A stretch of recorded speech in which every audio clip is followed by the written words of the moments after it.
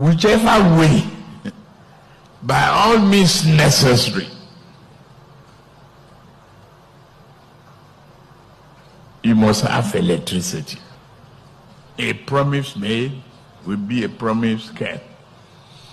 If I can't keep the promise and I come back for second term, don't vote for me.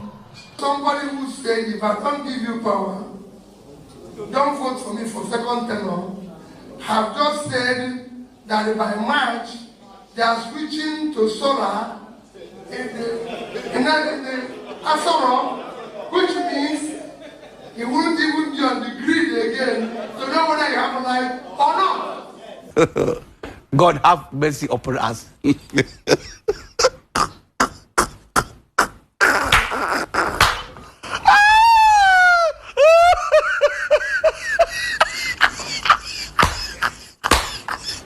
Hello everyone, did you see that video out there? That's Mr. Peter Obi there giving gbas to Tinubu. And he said, and what Mr. Peter Obi there said is so apt. He said, someone said, if I don't give you power, don't vote for me for second term. Okay, no, he said someone that said, if I don't give you power, don't vote for me for second, has just announced that Aso Rock will disconnect from national grid in March, which means he won't be on the grid again to know whether you have light or you don't have light. Omo, no be small thing. Hey! Vekuve. And you saw it there. Tinubu by his own mouth came out to talk about electricity and how if he doesn't give constant electricity, citizens should not vote for him. And then you see this. But the other day there was someone who was out there trying to defend, trying to defend to this how do I put it now? The fact that this particular thing that Tinubu has said, he was even saying that he did not say light, he said power, whether it is solar, whether it's something. When they talk about this psychophancy and the things that they do, I don't even know, like that video, I think I was just yapping for like how many minutes myself that particular video was, and it was all over the place yapping and saying this, psychophancy just makes people lose their senses. And one of the things why people can just go on and be throwing all manner of things is because they really don't have journalists that sit down and grill them. They still tend to get away with a lot of things in the way that they speak and that. And that's the reason why when Nigerian, either public officials, elected officials, appointed officials, or their sycophants get on foreign, media, they are always unable to defend themselves or really sit down and have a good conversation, because they are used to not being questioned. And so when they get questioned, you see them just frizzle out. You see them just get disoriented and all over the place. It's actually so crazy. But what Peter Obi has said there, it's really very, very apt. And it's something that everybody should ponder on it. And people, when you're talking about campaign promises are like contract, right? And so it's something like you make a campaign promise, so which is the offer, and then when you're voted in, that's the acceptance, and then a contract happens. Although in this case, of course, in Tinubu's case, he was not voted in. They decided to rig, election, and so they really don't have time or care about what people think or people are not thinking. And of course, there are people who have said that this just shows that Tinubu does not care about anyone's vote, that he rigged his way in the first place, and nothing stops him from thinking of rigging himself in again for this second time.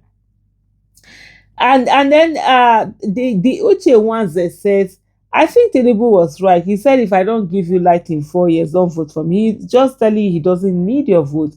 He will enter into office without your vote. You guys didn't catch the drift when he said that he meant it. And I think one of the things also is that the people are also more prepared and ready for anything and everything, in the sense that in 2023, they believed in the system, they believed in the capacity of INEC led by Mahmoud Yakubu to do the right thing. And unfortunately, they did it.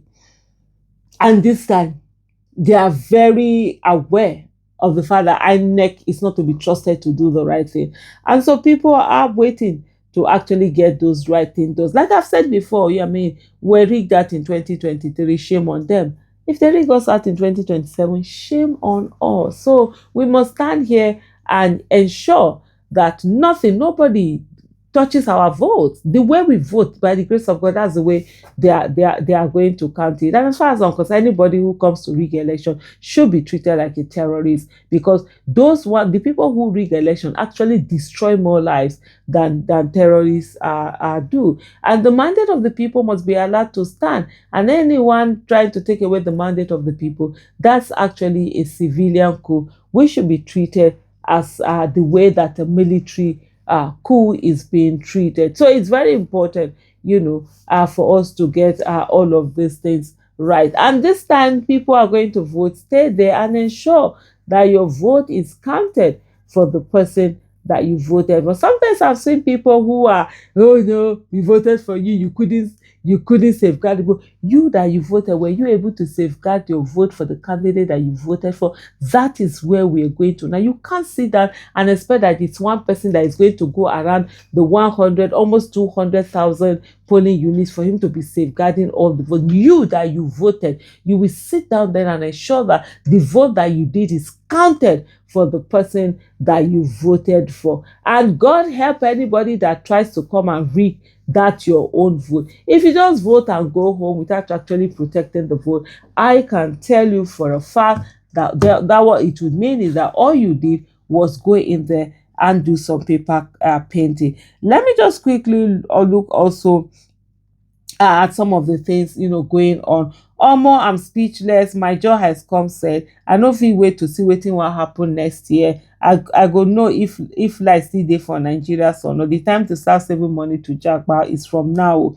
This is Nigeria poverty hack to you all. I mean, saving money to japa, if it is now that you're thinking about saving money to japa, sorry, you're going to be here quite a long time beyond that 2027. So calm down, let's get the 2027 to work. That's how government officials disconnect themselves from public water supply, public hospitals, public school, and public transport. And that's it. The moment they are out of the national grid, I mean, that's going to be the in thing. Everybody tell you, oh, we are not in the national grid.